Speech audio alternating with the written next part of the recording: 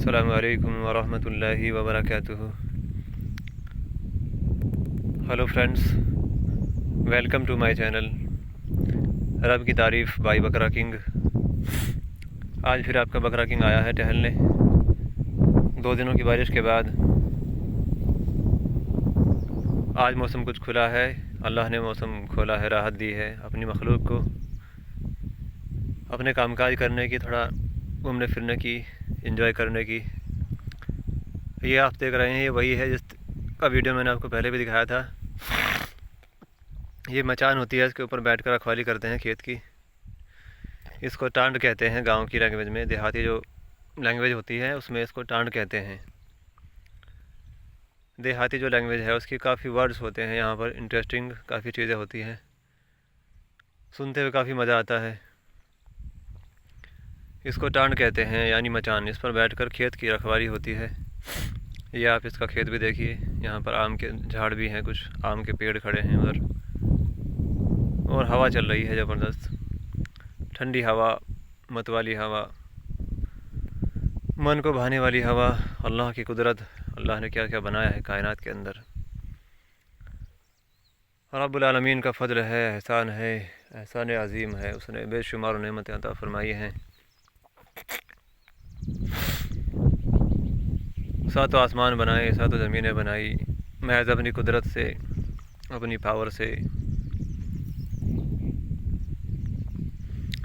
फिर यहाँ को सजाया, अल्लाह ने डेकोरेशन की, इस कायनात की डेकोरेशन अल्लाह ने अपनी कुदरत से की है। ये सारी कायनात, ये अल्लाह की आर्ट है। वो सामने देखिए आप खेत में क्या खड़ा है, वो जिस तरह कोई इंसान खड़ा होता है उसको लकड़ी को ऐसे कपड़े पहना कर खड़ा कर दिया ताकि जो आते हैं फसलों के अंदर, मंकी आए, कौवा आए, वो सोचे कोई आदमी खड़ा है और डर कर भाग जाए। यानी खेत वाले ने इसका, बंदरों का, पंछियों का पागल बनाने का प्रयास किया है। खेत वाले ने अपनी फसल को बचाने के लिए, सेफ करने के लिए, सेफ रखने के लिए, और जानवरों को पागल बनाने का प्रयास किया है, कोशिश की है, पर ऐसा होता नहीं है। मंकी तो बहुत चतुर होते हैं, कौवे बहुत चतुर होते हैं। सबसे तेज़ प्राणी जो है कौवा होता है। सबसे माइंडेड जो और चालाक जो पक्षी है वो कौवा है। और जानवरों में से सबसे जो इंटेलिजेंट है उनमें से बंदर भी एक है। तो इस कुर्ते को देखकर कहाँ पागल बन सकता है उनका। उन्हें पता है लकड़ी है, क्या हमारा पागल बना रहा है, वही सोचेंगे। खैर, मैं आपसे ये कह रहा था कि अल्लाह ने इंसान को बनाया है, और इंसान की प्रकृति जो है, इंसान का नेचर है, वो आर्ट है। किसी का फूल बनाना, किसी का ड्राइंग बनाना, किसी का अच्छे अच्छे घर बनाना, किसी का पार्क बनाना, किसी का किसी चीज़ में इंटरेस्ट है, किसी का किसी काम में इंटरेस्ट है। यानी art is man's nature, but nature is God's art. आप ध्यान से सुनिए मेरी बात को। आर्ट इज़ मैंस नेचर, यानी कला इंसान का स्वभाव है, प्रकृति है उसकी, उसकी फितरत है। पर ये complete nature, but nature is God's art. ये सारी नेचर, प्रकृति, पेड़ पौधे, पहाड़, अल्लाह ने सातों ज़मीन को बनाया, सातों आसमानों को बनाया, सितारे लगाए, चाँद को चमकाया, सितारों को महकाया, चमकाया, सूरज को जलाया, सूरज को चमकाया, पेड़ों को लगाया, नदियों को बहाया, बर्फ़ को बनाया, ओस को गिराया। ये सब कुछ अल्लाह की आर्ट है। तो बताइए, ये तो अल्लाह की आर्ट है, सब कुछ ड्राइंग है। और ये आर्ट उसकी आर्ट का एक अदना सा नमूना है, very very low sample of his art, his कुदरत। क्योंकि सारी कायनात, सिर्फ ज़मीन ही नहीं, आसमान ही नहीं, सारी कायनात का अल्लाह के नज़दीक जो कीमत है, जो वैल्यू है, जो कॉस्ट है, वह एक मच्छर के पर के बराबर है, बराबर भी नहीं है। ये एग्ज़ाम्पल के थ्रू, मिसाल के थ्रू हदीस में समझाया गया है। کہ اس زمین کا، اس آسمانوں کا، اس سب کا جو کوسٹ ہے اللہ کے نزدیک قیمت ہے وہ صرف ایک مچھر کے پر کے برابر بھی نہیں ہے۔ تو آپ دیکھ سکتے ہیں تو اس نے وہاں کر رکھا ہے آرٹ، کاریگری۔ ہم تو دنیا میں دیکھ کر گھائل ہو جاتے ہیں کہ واؤ کیا پیڑ ہے، واؤ کیا پنچھی ہے، واؤ یہ واٹر فال، واؤ یہ پہاڑیاں، واؤ یہ پارک، یہ وہ، اسی سے ہم امپریس ہو جاتے ہیں۔ تو ہم اس بات کو سمجھیں اس مثال کے تھرو کہ ساری کائنات کا جو قیمت ہے اللہ کے نزدیک ایک مچھر کے پر کے برابر بھی نہیں ہے۔ تو پھر جو جنت کو اس نے بنایا ہے، جس کی قیمت اس کے نزدیک کچھ ہے، وہ کیا چیز ہوگی؟ وہاں کیسے باغ ہوں گے، وہاں کیسے واٹر فال ہوں گے، وہاں کیسے پارکس ہوں گے، وہاں کیسے پنچھی ہوں گے، اینیملس، برڈس، وہاں کیسی پھلواریاں ہوں گی، وہاں کیسے گارڈنس ہوں گے، وہاں کیسے فروٹس ہوں گے، وہاں کیسی لڑکیاں ہوں گی، وہاں کیسی حوریں اپسرائیں ہوں گی۔ اس بات سے ہم اس کی کو سمجھ سکتے ہیں کہ وہاں کیا ہوگا۔ اس کی آرٹ کا جو بڑا نمونہ ہے وہاں ہے، جس کو اس نے اپنے ہاتھ سے بنایا ہے۔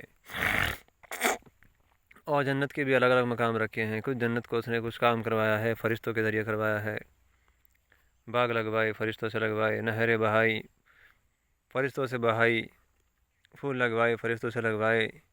پر جنت الفردوس میں جو جنت کا ٹاپ کلاس مقام، ٹاپ کلاس اسٹیج ہے جنت کی، top class stage of heaven is جنت الفردوس۔ اور پھر جنت الفردوس کو اس نے اپنے ہاتھ سے بنایا ہے، فرام ہز ہینڈ۔ اللہ نے جنت الفردوس کو اپنے ہاتھ سے بنایا ہے۔ جنت الفردوس کو اس کے بھی 100 مقام رکھے ہیں اس نے، اس کے بھی 100 مقام بنائے، 100 اسٹیجز ہیں اس کی۔ سب سے اوپر نبی ہوں گے، پھر صحابہ کرام ہوں گے، نبی کے ساتھی صحابہ، اور پھر اس کے بعد آنے والے جو صحابہ تھے جنہوں نے دین کو سیکھا، تابعین، پھر تابعین، پھر اولیاء کرام، اللہ کے ولی، سنت، مہاتما، بہت بڑے بڑے اللہ کے ولی، اولیاء کرام۔ یہ درجوں کے اعتبار سے ان کی اسٹیجز وہاں طے ہیں۔ محنت کے اعتبار سے، جس کی جیسی محنت ہے دنیا کے اندر دین کے اوپر، اسی کے حساب سے اس کو وہاں مقام ملے گا۔ تو جنت الفردوس کے بھی 100 درجے ہیں، اور اس میں 100 درجے، اور اس میں بھی اس کو اللہ نے اپنے ہاتھ سے بنایا ہے۔ تو وہ جنت کیسی ہوگی جس کو اللہ نے اپنے ہاتھ سے بنایا ہے؟ جو جنت لو کوالٹی کی ہے، جس کے اندر، جس کو فرشتوں نے بنایا ہے، اس کے اندر بھی یہ ہے کہ اس جنت کے محل کیسے ہیں، حوریں کیسی ہیں، اور سب سے لو کوالٹی کی حوریں کیا ہیں۔ آپ کو میں نے پہلے بھی ایک ویڈیو میں یہ بات کلیئر کی تھی کہ سب سے لو کوالٹی کی حور جو ہے، اگر وہ، ایک مثال آپ کو دے رہا ہوں، وہ ایسی ہے، اس کی کوالٹی، اگر سورج کے سامنے اپنا ناخن کر دے، ناخن، تو سورج کی روشنی مندھم ہو جائے، ڈم ہو جائے، دھندلی پڑ جائے، اس کے ناخن پر اتنا نور ہے۔ پھر اس کا ہاتھ، اس کا بدن، وہ پوری، اس کے بال، اس کی آنکھیں کتنی سندر ہوگی۔ یہ سب سے لو کوالٹی کی حور ہے۔ اگر وہ سمندر میں تھوک دے تو سمندروں کا میٹھا کڑوا پانی میٹھا ہو جائے، اس کے تھوک میں مٹھاس اللہ نے رکھی ہے۔ تو وہاں کی چیزیں ہیں اصل، وہاں کی چیزیں ہیں اصل۔ تو ہم اس کے لیے محنت کریں۔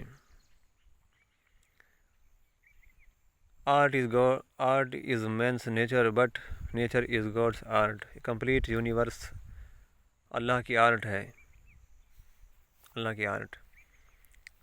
خیر، انشاءاللہ ملیں گے نیکسٹ ٹائم۔ وآخر دعوانا ان الحمد للہ رب العالمین۔